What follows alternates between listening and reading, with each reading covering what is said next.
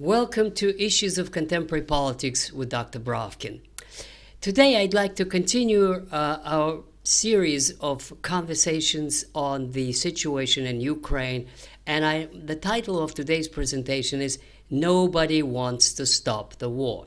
And I will argue and present to you the positions of Zelensky and Putin and Trump and his team, and of the Europeans, specifically Macron and Stammer. But the overall conclusion up front, which I will try to argue today, is that nobody really wants to stop the fighting. Nobody wants to ceasefire. Everybody, for their own reasons, want to go on. And then I will explain what the implications of that reasoning is. Now, we'll start with the fact that the negotiations in Saudi Arabia in Jeddah were led nowhere. There were two agreements made. Very quickly, I'll sum up what happened. One was on energy. The commitment of both sides not to hit the energy infrastructure. Well, in fact, they continue to do so. The Ukrainians hit the storage facility in Russia and in Kazakhstan, and then they argue that Kazakhstan is not Russia, therefore it's not covered. The Russians claim that they have observed it. The Ukrainians say that they didn't. In other words, it's just endless. It's going to be endless. Who's done it and whether this was covered or whether not. And essentially, it doesn't lead us anywhere because this is a partial ceasefire, not to target energy infrastructure. So it's just a non-starter to begin with. Now, a more complicated one was the second agreement on the so-called Black Sea Initiative. That's the name given to this agreement in 2022, and now it's revived. And another name for it is a grain deal. In a nutshell, basically, the Ukrainians want to have unobstructed freedom of navigation and the supply of whatever they want to Odessa and Nikolaev, their seaports. Now, the Russians says now, as they did in 2022, that's fine, but we want to be able to have trade in the Black Sea too. And therefore, if you have your grain exports, we want to have our grain exports as well. And that means that the sanctions on the agricultural bank have to be lifted. This was their position, and Trump, in a document, Trump's team signed that the United States will do what it can to lift those sanctions on agricultural exports of Russia.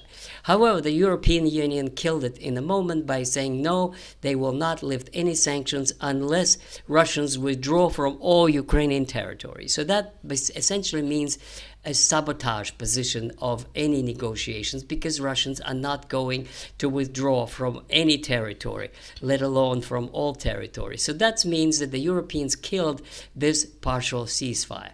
And that brings a question, what next? Now, what next is that Trump made his next move, and that is a new minerals agreement proposal, which is so bad for the Ukrainians that they are even afraid to discuss it. And there's an official ban not to discuss it. In a nutshell, it's a long document. The Americans want a 50% of any revenue of all Ukrainian production. And it's going to be a committee, and there'll be 3 Americans, 2 Ukrainians, and they have a joint exploitation of Ukrainian resources, and 50% of this goes to the United States in compensation of the $300 billion that they had already spent. Now, immediately, Zelensky denied this and said, no, we do not recognize this as a debt. We're not going to repay any debt, and we want to stay in control of our economy. So Zelensky has this choice. He can either accept the deal, and then I don't know what the consequences for him will be. It's very likely that it's not going to pass the Rada, and it could actually lead to a serious crisis and maybe even a change of leadership in Ukraine, and maybe that is what Trump is trying to do. Or if he rejects it, then the United States may or may not walk out or cancel aid. We will see what the United States would do. But in any case, this is a very, very hard choice for Trump. I'm sorry, for Zelensky. But here's the thing. He just came back from Paris, and he had very productive talks with Macron and Stammer. And they have formed the Committee of the Three, France, Britain, and Ukraine. And they agreed that once the ceasefire is accepted, there will be the 30,000 or so troops of these countries, France and Britain, in Ukraine, as Macron put it, as a deterrent to possible Russian aggression.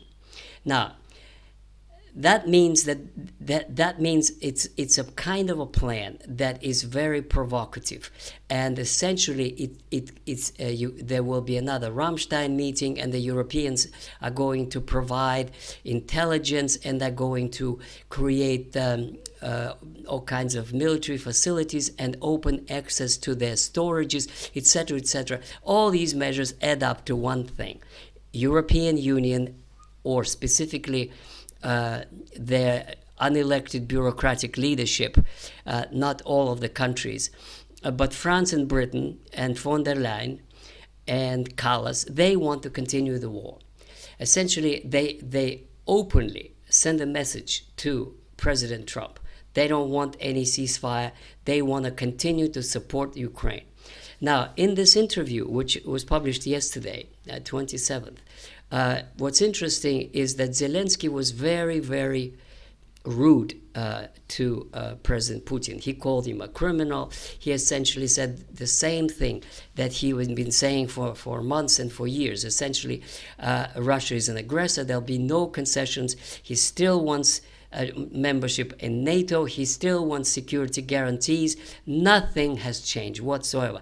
No concession on anything. On territories, on NATO membership, anything at all.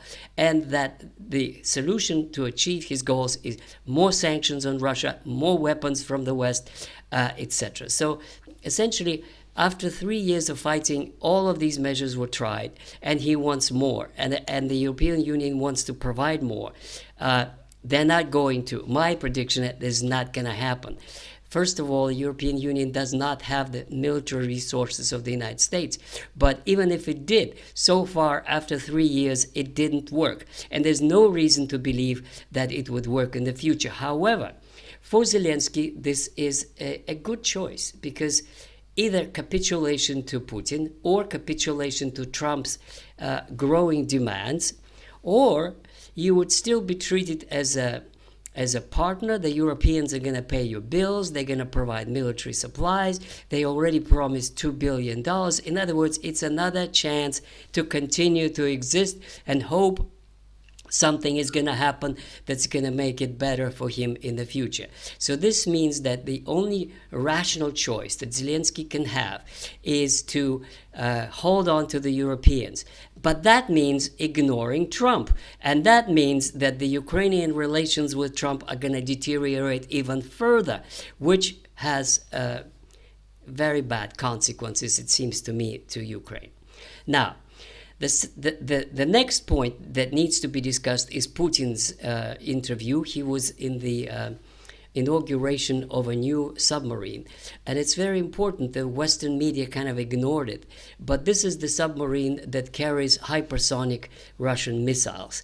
And since we know that the hypersonic Russian missiles can hit not just nuclear but regular missiles, and they can be hypersonic, which means they can reach anything, anywhere in a matter of minutes. That means that the Russians have now a weapon that the United States doesn't have, the European Union doesn't have, and it's a certain military advantage. However, what Putin actually said was that he repeated the Russians are not interested in a ceasefire for the sake of ceasefire. What they want to have a peace treaty, and only then they would be agreed to ceasefire, because it's quite obvious that the ceasefire would be used by the British and the French in order to position their troops and in order to continue the war, or to without resolving fundamental issues that Russia wants, which means security, which means limits on Ukrainian army, which means self-determination of Russian-speaking areas. In other words, the reasons of the war are not resolved by simply a ceasefire from Putin's point of view. So one new thing that he said, which is extremely important, is that he proposed a kind of a United Nations sponsored direct management and government of Ukraine, removing Zelensky because his term has expired, and then the United Nations would be able, hopefully, to stage fair and open elections supervised by the United Nations so that a new legitimate government could come to power and sign peace. Now, of course, this is also a non-starter.